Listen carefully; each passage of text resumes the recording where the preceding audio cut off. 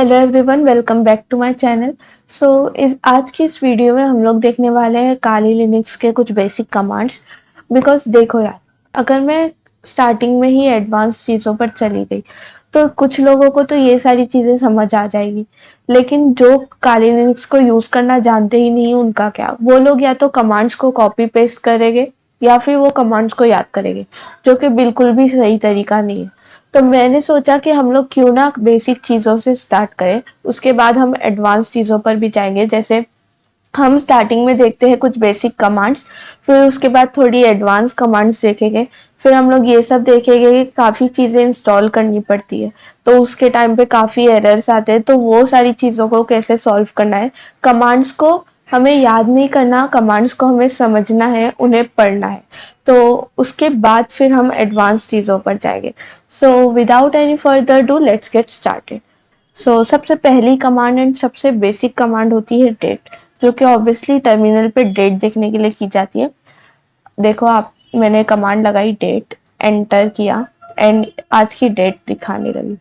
अब दूसरी कमांड आती है ls, जैसे कि ls लगाया, एंटर किया। अब मेरे सिस्टम में जितनी भी फाइल और फोल्डर्स है वो सारी यहाँ पे शो होने लगेगी। अब मैं कमांड लगाऊंगी ls-a, एंटर किया। इससे क्या हुआ, जितनी भी हिडन फाइल्स थी वो भी दिखने लगी।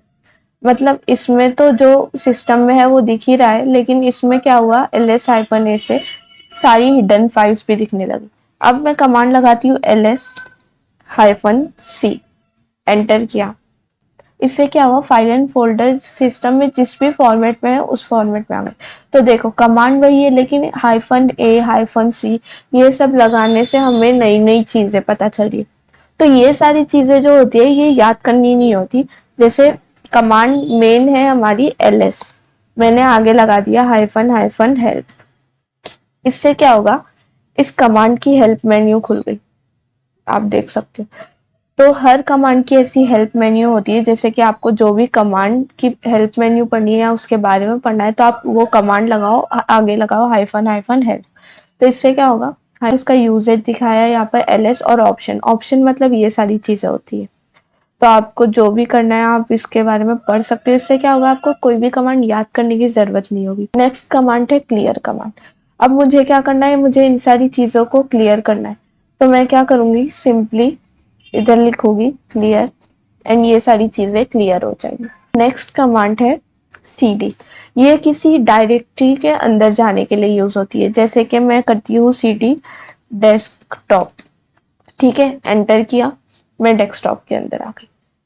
अब मुझे डेस्कटॉप के अंदर की फाइल्स देखनी है कि डेस्कटॉप के अंदर कौन कौन सी फाइल्स है। तो मैं कमांड लगाऊंगी ls, डेस्कटॉप पे एक ही फाइल है, वो भी एक स्क्रीनशॉट है, तो वो आ गया इधर। अब मुझे डेस्कटॉप की डायरेक्टरी जो है इससे बाहर निकलना है, तो मैं कमांड लगाऊंगी cd :, एंटर। डेस्कटॉप की डायरेक्टरी से बाहर आ गई मैं। अब इसको भी क्लियर कर देते हैं। अब नेक्स्ट कमांड आती है, अगर हमें एक फाइल बनानी है तो हम लोग कैसे बनाएंगे। तो उसके लिए कमांड यूज होती है नैनो कमांड। नैनो कमांड लगा दी। अब फाइल का नाम क्या रखना है मुझे, तो मुझे फाइल का नाम रखना है tia21, एंटर कर दिया। मुझे फाइल में जो भी लिखना है मैं लिख सकती हूँ, हेलो एवरीवन एंड नंबर्स लिख देते हैं, Ctrl+O save, enter, Ctrl+X exit. अब ये फाइल तो बन गई, नैनो कमांड से फाइल तो हमने बना ली। अब अगर मुझे इस फाइल के अंदर जो भी चीजें लिखी हुई है मुझे वो टर्मिनल पे ही देखना है, तो क्या कर सकते हैं। तो उसके लिए भी एक कमांड है कैट। हम लोग कैट कमांड लगाएंगे एंड फाइल का नाम क्या है, tia21, तो tia21 लिख देंगे। जैसे अब मुझे जो भी फाइल दिखनी है, अगर मुझे कोई और फाइल देखनी होती तो मैं उसका नाम लिखती। कैट कमांड लगाई, फाइल का नाम लिख दिया, एंटर। अब देखो हमने लिखा था इसके अंदर हेलो एवरीवन, तो वो शो होने लगा। अब इसको भी क्लियर कर देते हैं। नेक्स्ट कमांड आती है हिस्ट्री कमांड यूज होती है जितनी भी कमांड्स हमने पहले लगाई है उन सारी कमांड्स को देखने के लिए। जैसे देखो इधर सारी चीज़ें दिख रही है, मतलब पहले मैंने कौन कौन सी कमांड्स लगाई है वो सारी कमांड्स को देखने के लिए हिस्ट्री कमांड यूज़ होती है। इसको भी क्लियर कर देते हैं। नेक्स्ट कमांड आती है हु एम आई। इससे पता चलता है कि आप रूट हो या फिर आप नॉर्मल यूज़र हो। ठीक है, अगर मैं रूट होती यहाँ पर तो यहाँ लिख कर आता रूट। अभी मैं फिलहाल नॉर्मल यूज़र हूँ इसीलिए यहाँ पर काली लिख कर आ रहा है। इसे भी क्लियर कर देते हैं। नेक्स्ट कमांड है pwd। ये यूज होती है आप किस डायरेक्टरी में हो वो देखने के लिए। जैसे कि अब हम होम काली में है तो यहाँ पर होम काली लिख कर आ गया। ठीक है, इसे क्लियर कर देते हैं। नेक्स्ट कमांड है mkdir। ये कोई भी फोल्डर बनाने के लिए यूज होती है। जैसे कि mkdir मैंने कमांड लगाई एंड फोल्डर का नाम रखना है मुझे तहरीम। एंटर किया, अब ये नाम का फोल्डर बन गया। तो जो भी फाइल एंड फोल्डर्स है सिस्टम में वो देखने के लिए हमने पहले एक कमांड यूज करी थी, वो थी ls करके देखते हैं ये फोल्डर बना है या नहीं। तो देखो इधर तहरीम लिख कर आ गया, मतलब ये फोल्डर बन चुका है।